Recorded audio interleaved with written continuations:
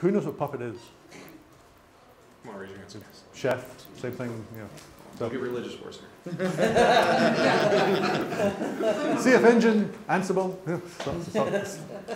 Serious issues with this. So, okay. Puppet is an open source project. It's also a company that manages, it provides a tool that puts an agent on a device that allows you to manage it. It's been doing storage and compute, and we're now trying to do networking with it. So we talked to some customers. They came and said, we want Puppet. We're using Puppet, so it wasn't a question of, you know, they could use something else. So we went and built the Ruby bindings, you know, built a Puppet agent, deployed it onto, I think, Nexus 3K, between the data center, and then now doing some trials on it. So this is going to be just part of our agent strategy. The fact we can build these agents very, very quickly, deploy them across platforms. We didn't have to modify any code on the Nexus platform. This is the key message for these agents. Is it's all in the presentation layer, all on that green layer. So all the code we had to do did not have to go and modify anything on the Nexus platform or any other platform we support Puppet on. So Puppet works by manifest. Manifest is Puppet DSL, domain-specific language. To create new items in the DSL, we need to write Ruby code. So we took Ruby and we built some essentially Cisco commands into the DSL. So now you can manage VLANs and ACLs and interfaces.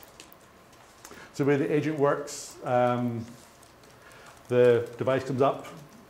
You know, it's configured with where the Puppet master is, which is the controller. It goes to the controller, says, I'm this type of device, this is who I am, have you anything for me? And I'll push down a set of rules, run the rules, and configure it. So it's really easy for configuring your device, keeping them all consistent, pushing changes to all sorts of classes of devices. You can manage, say, everything through it. People are building, I think, you know, probably fairly large management infrastructures based on this, fairly complex workflow rules. All we're doing, though, is providing the basic primitives to enable people to do this. So building on top of.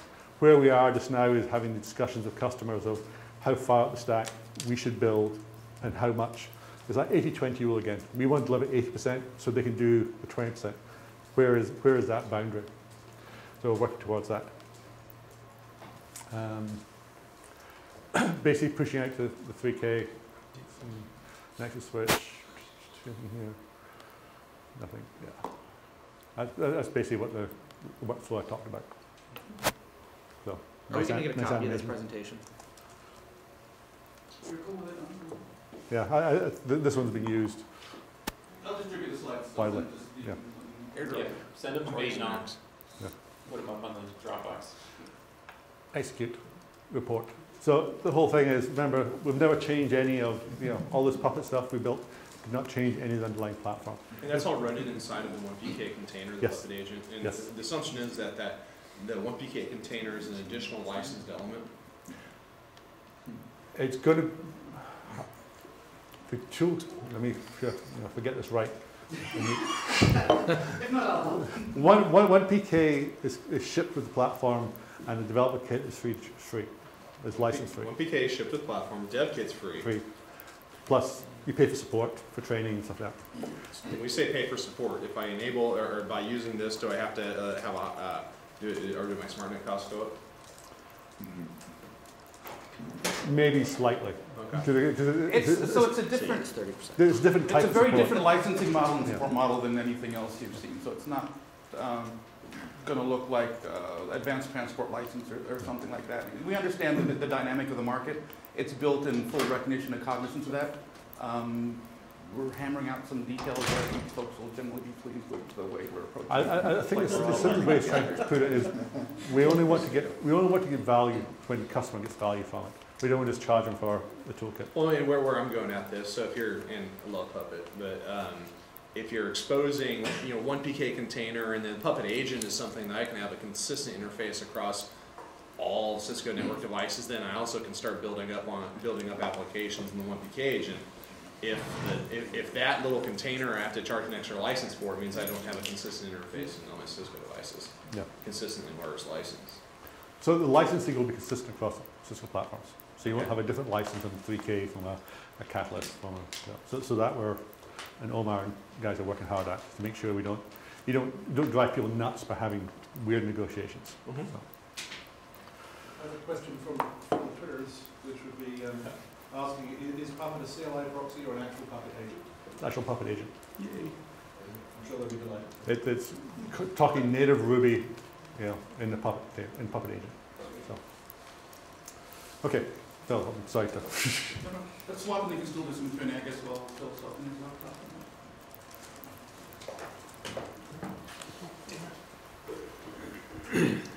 So, thoughts, what do you think? Interesting? Any other questions? Let's see more of the Puppet stuff. Want to see more Puppet stuff? We can certainly do We can set an offline demo. Yeah, it'd be Give awesome. That's easy. I'd like an explanation at some point on error handling and error reporting. So, I think this is a slide. So all our, depending on language, is how we do our handling. Java's exceptions, C, every function has a return code that returns error handling.